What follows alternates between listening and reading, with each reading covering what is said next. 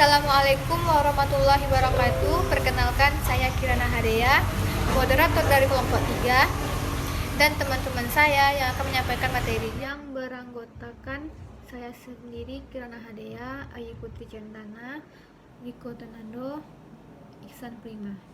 Pembahasan kelompok kami yaitu Managing, Retailing, Leasing, and Logistic Management Pemasaran. A. Yaitu pedagang eceran. Pengecer retailing atau toko eceran, retailing store, adalah semua badan usaha yang volume penjualannya terutama datang dari penjualan eceran. Semua organisasi yang menjual kepada konsumen akhir, naik produsen, perdagangan, grosir maupun pengecer merupakan sebuah usaha eceran. Jenis-jenis pengecer. Jenis-jenis pengecer yang sangat terkenal adalah department store. Department store membutuhkan waktu 80 tahun untuk mencapai kedewasaan, sedangkan outlet gudang eceran mencapai kedewasaan dalam waktu 10 tahun. Tingkatan layanan. Hipotesis roda usaha pengeceran menjelaskan alasan jenis toko baru timbul. Jenis toko baru memenuhi berbagai preferensi konsumen yang luas untuk tingkat layanan dan layanan tertentu. Pengecer memosisikan diri mereka menawarkan satu dari tempat tingkat layanan, yaitu yang pertama, swalayan adalah dasar dari semua operasi diskon. Banyak konsumen bersedia untuk melakukan proses mencari, membandingkan, memilih sendiri untuk menghemat uang. 2. Memilih sendiri. Pelanggan mencari barang mereka sendiri walaupun mereka dapat meminta bantuan. 3. Layanan terbatas. Pengecer ini dapat dimiliki lebih banyak barang dan jasa belanja seperti kredit dan tawaran pengembalian barang. Pelanggan membutuhkan lebih banyak informasi dan bantuan. 4. Layanan penuh. Wiraniaga siap untuk membantu dalam setiap tahap proses mencari, membandingkan, memilih. Pelanggan yang suka ditunggu oleh toko jasa itu. Dengan menggabungkan tingkat layanan yang berbeda ini, kita dapat membedakan 4 strategi positioning yang luasnya yang tersedia bagi pengecer. 1. Yaitu Bloomingdale's, toko yang menampilkan jenis produk yang luas dan nilai tambah yang tinggi, memberi perhatian terhadap desain toko, kualitas produk, layanan, dan citra. Margin laba mereka tinggi, dan bila mereka mempunyai volume penjualan yang cukup tinggi, mereka akan sangat menguntungkan. 2. Yaitu Tiffany, toko yang menampilkan jenis produk yang terbatas dan nilai tambah yang tinggi, melestarikan citra eksklusif, dan beroperasi dengan margin yang tinggi dan volume yang rendah. 3. Yaitu Sunglass Hut, toko yang menampilkan lini yang sempit dan nilai tambah yang rendah sehingga biaya dan harga tetap rendah dengan cara mensentralisasikan pembelian barang, iklan, dan distribusi. 4. Walmart, toko yang menampilkan lini yang luas dan nilai tambah yang rendah, berfokus pada menjaga harga tetap rendah serta memiliki citra sebagai tempat melakukan pembelian yang baik. Volume yang tinggi mengimbangi margin yang rendah. Walaupun berbagai besar, barang dan jasa 97% dijual melalui toko. Usaha eceran non-toko telah tumbuh lebih cepat daripada usaha eceran toko. Selanjutnya yaitu usaha eceran non-toko dibagi menjadi 4 kategori utama. 1. Penjualan langsung, yang juga disebut penjualan multi-level dan pemasaran jaringan, adalah industri multimiliar dolar dengan ratusan perusahaan menjual dari pintu ke pintu atau kegiatan menjual di rumah. Yang kedua, pemasaran langsung, berakar pada pemasaran surat langsung dan katalog. Pemasaran langsung mencakup pemasaran jarak jauh atau telemarketing, pemasaran televisi, respon langsung. Yang kedua, mesin otomatis, menawarkan berbagai barang termasuk barang yang dibeli secara tiba-tiba seperti rokok, minuman ringan, kopi, permen, surat kabar, majalah, dan produk lainnya seperti kaos kaki, kosmetik, makanan panas, dan buku cerita. Mesin otomatis ditemukan di pabrik, kantor, toko, eceran besar, stasiun, pompa bensin, hotel, restoran, dan banyak tempat lainnya. Mereka menawarkan penjualan 24 jam, pelayanan sendiri, dan barang yang selalu segar. 4. Layanan pembelian adalah pengecer tanpa toko yang melayani klien tertentu, biasanya karyawan organisasi, bar yang ingin membeli dari sejumlah pengecer yang setuju memberi diskon sebagai imbalan keanggotaan.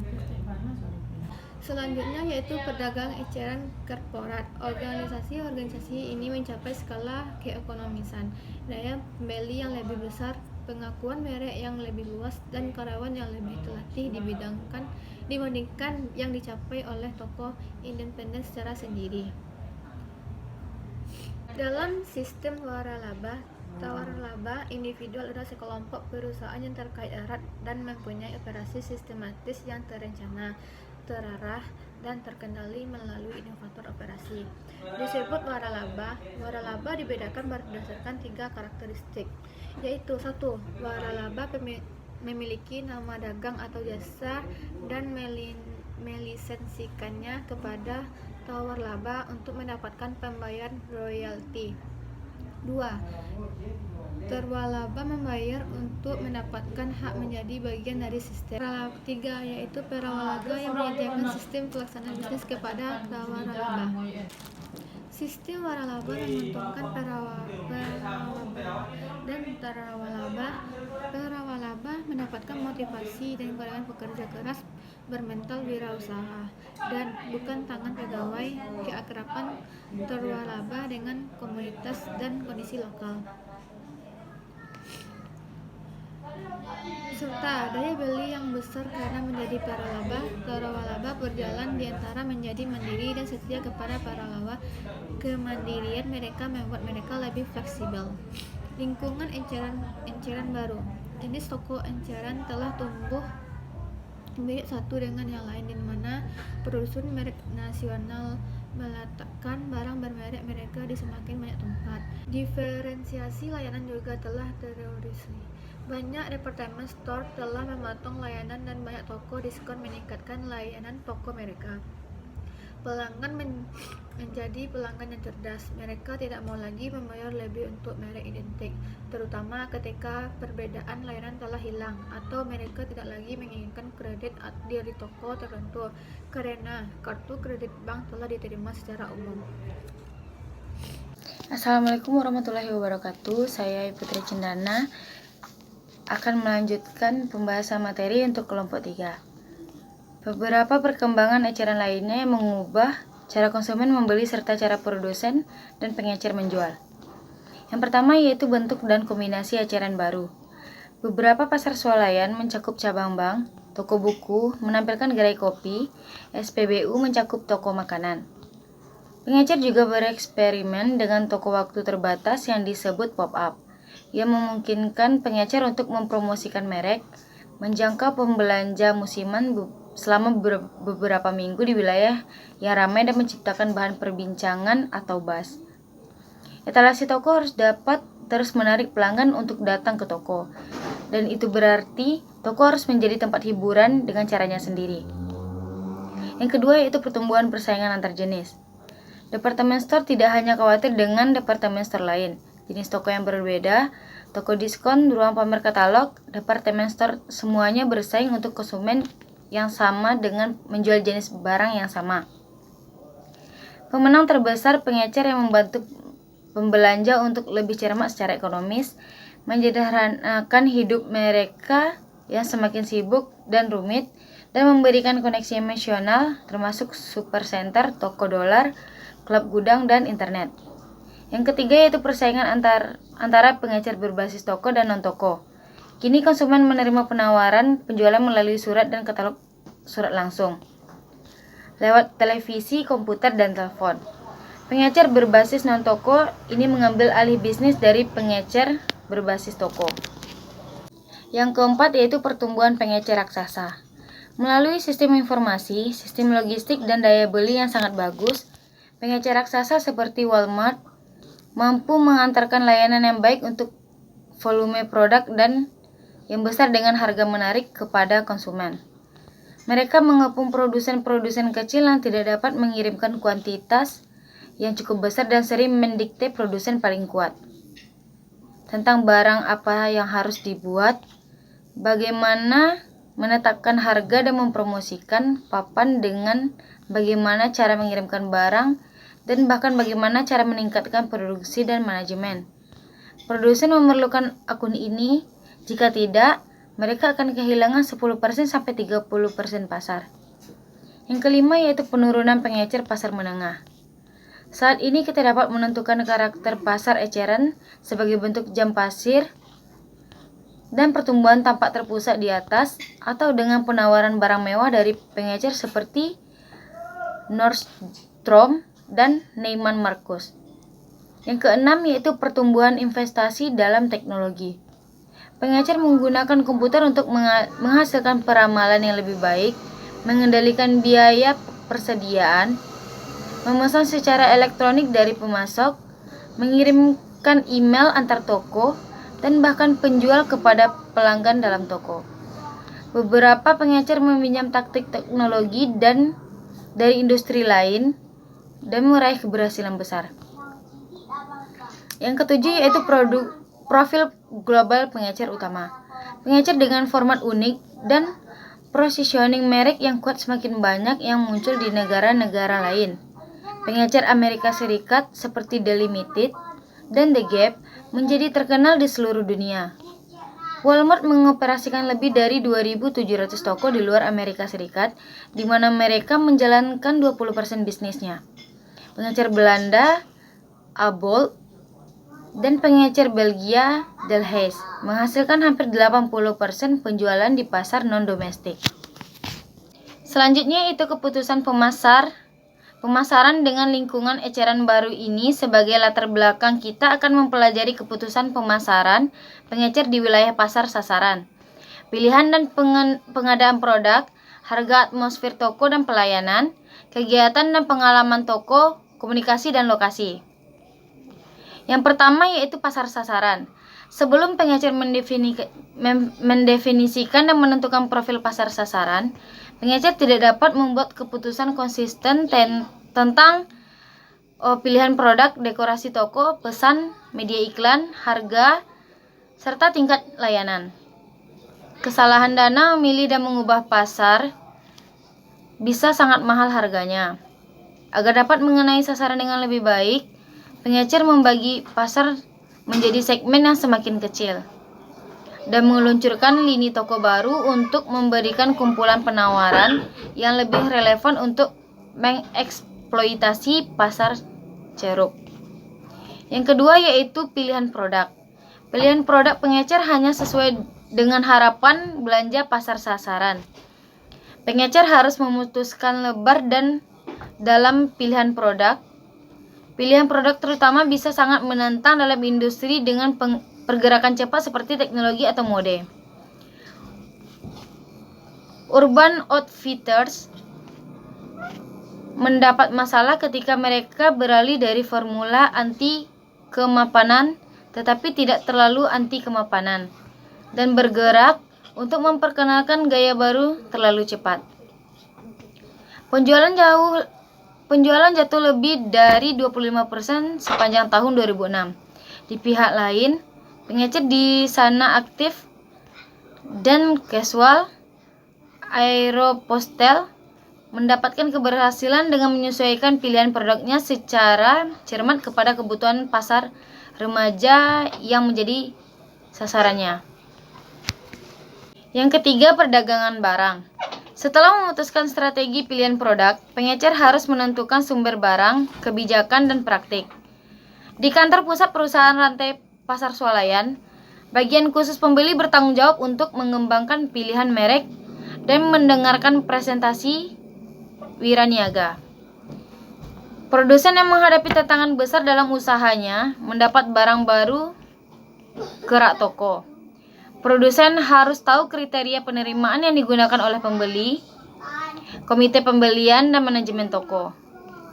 Toko menggunakan profitabilitas produk langsung untuk mengukur biaya penanganan produk atau penerimaan, penyimpanan, dokumen pemilihan, pemeriksaan, pengangkutan, dan biaya ruang.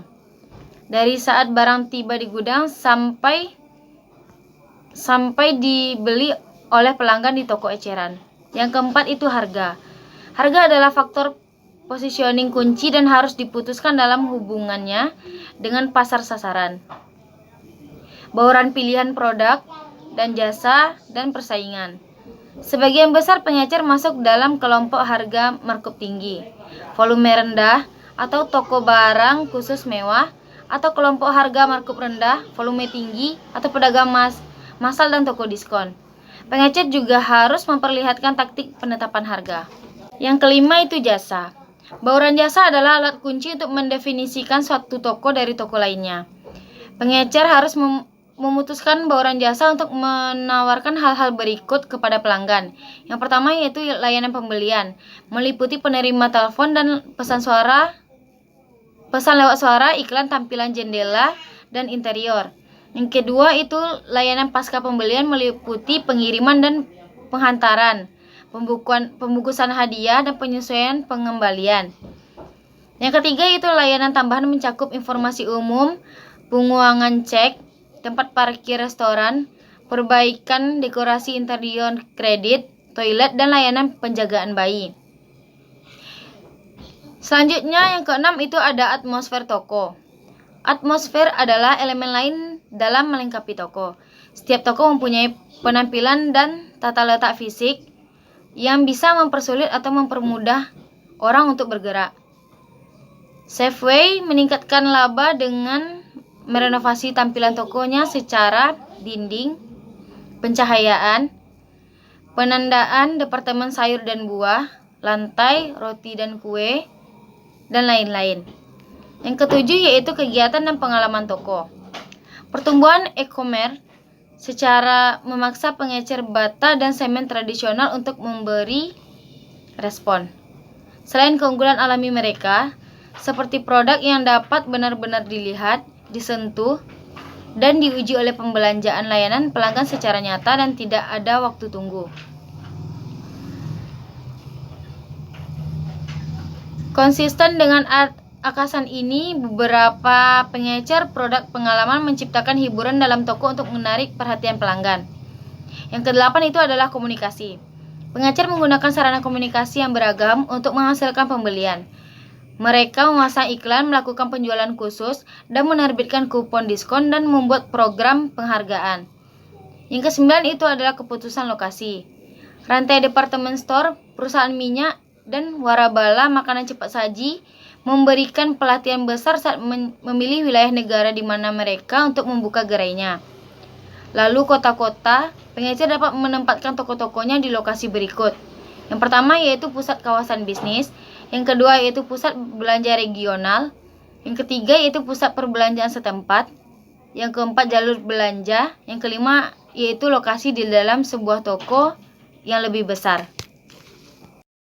Sistem logistik terintegrasi. Tugas logistik pasar memerlukan sistem logistik terintegrasi yang meliputi manajemen bahan, sistem aliran bahan, dan distribusi fisik dibantu oleh teknologi informasi pemasok pihak ketiga seperti FedEx Logistics Service atau Ryder Integrated Logistics. Seringkali berpartisipasi dalam merancang atau mengelola sistem ini.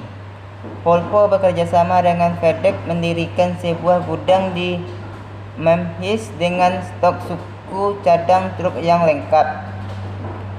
Seorang penyalur yang mendadak memerlukan suku cadang menelpon nomor bebas pulsa dan suku cadang itu akan dikeluarkan dari gudang pada hari yang sama dan dikirimkan malam itu ke bandara atau kantor penyalur atau bahkan ke tempat servis pinggir jalan.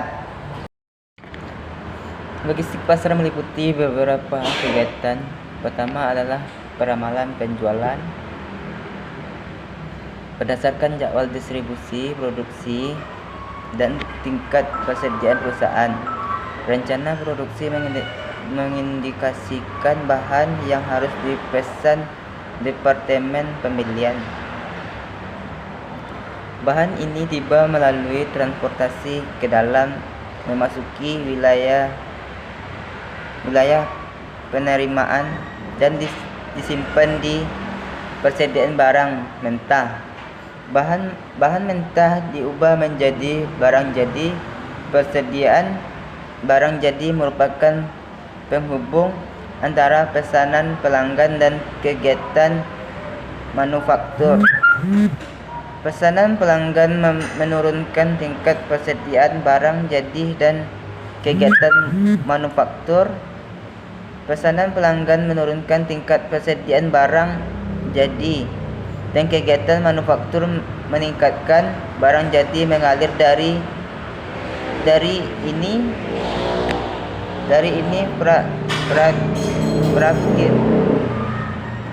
perakitan dan melewati proses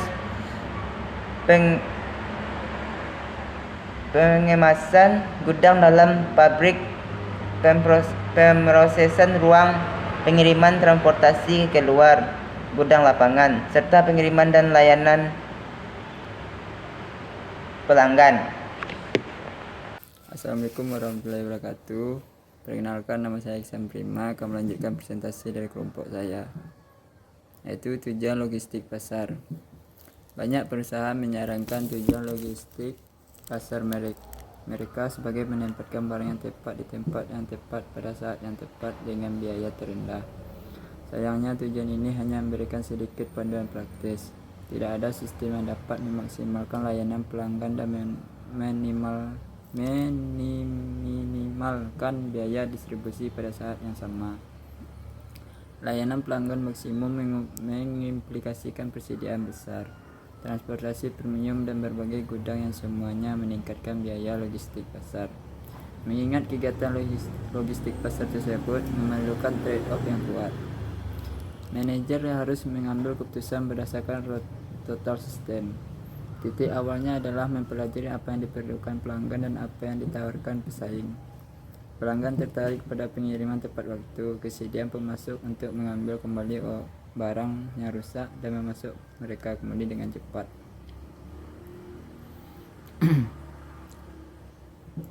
Yaitu selanjutnya M sama dengan T plus PW tambah VW tambah S. Yang berdasarkan tujuan logistik pasar, perusahaan harus merancang sebuah sistem yang bisa minimalkan biaya pencapaian tujuan-tujuan ini. Setiap kemungkinan sistem logistik pasar akan menghasilkan biaya berikut, di mana M sama dengan total biaya logistik pasar dari sistem yang direncanakan, T sama dengan total biaya angkut dari sistem yang direncanakan, PW sama dengan total biaya gudang tetap dan sistem yang direncanakan, PW sama dengan total biaya gudang variabel termasuk persediaan dari sistem yang direncanakan, S sama dengan total biaya kehilangan penjualan akibat rata-rata. Keterlambatan pengiriman di bawah sistem yang direncanakan. Pemilihan sistem logistik pasar memerlukan pengamatan total biaya yang berhubungan dengan berbagai sistem yang direncanakan dan memilih sistem yang meminimalkannya. Jika sulit mengukur S, perusahaan harus menimbulkan T tambah PW tambah PW tambah PW untuk meningkatkan layanan pelanggan yang ditargetkan. Keputusan logistik pasar.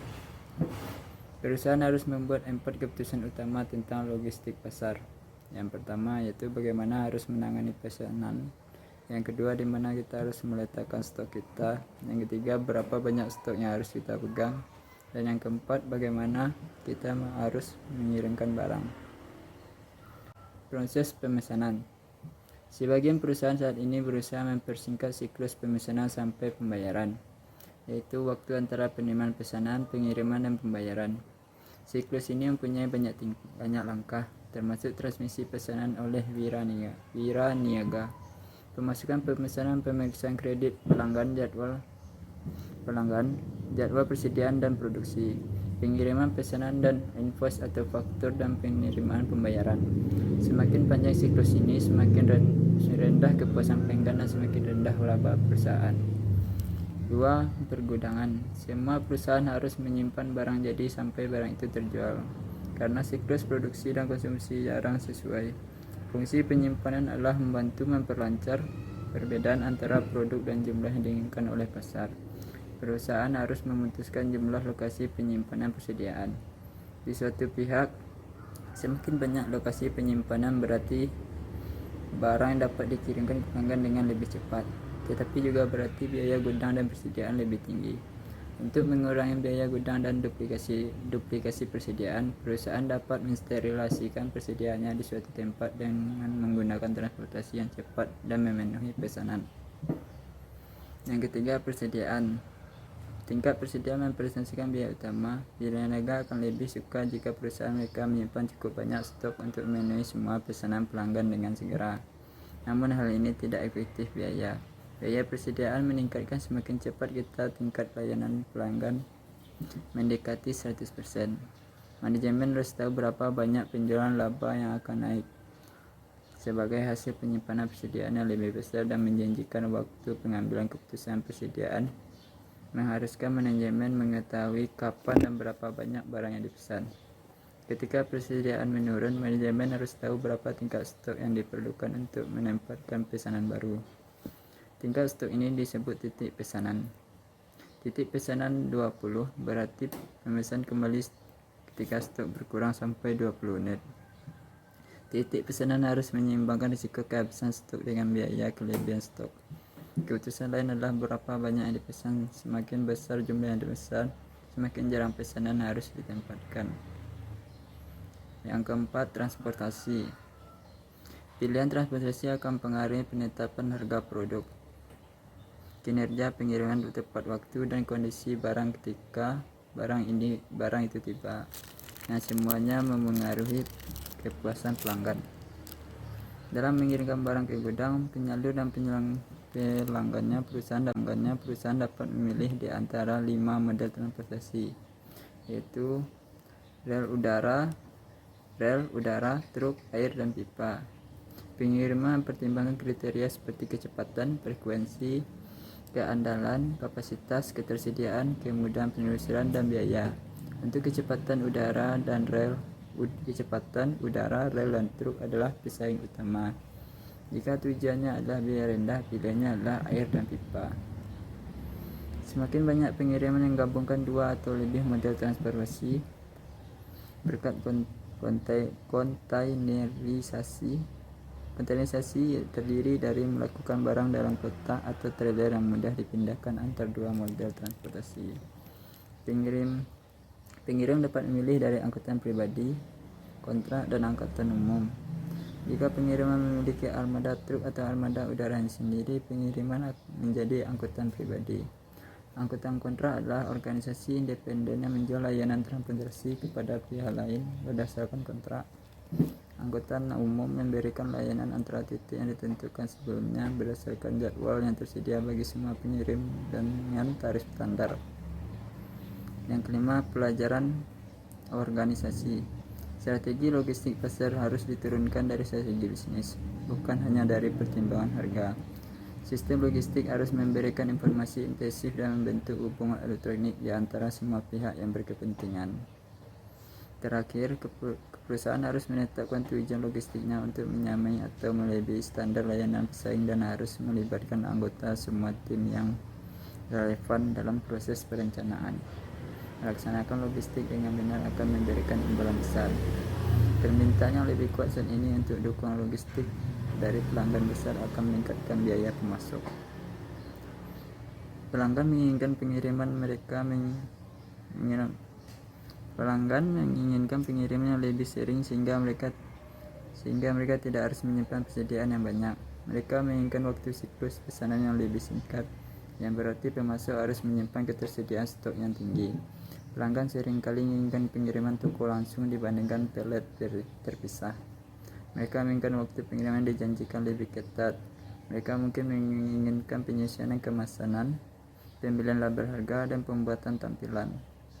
Pemasok tidak bisa berkata tidak pada banyak permintaan ini, tetapi setidaknya mereka dapat menetapkan program logistik yang berbeda dengan tingkat layanan dan biaya pelanggan yang berbeda. Perusahaan yang cerdik akan menyelesaikan menawarkan mereka dengan setiap. Baiklah, itulah hasil dari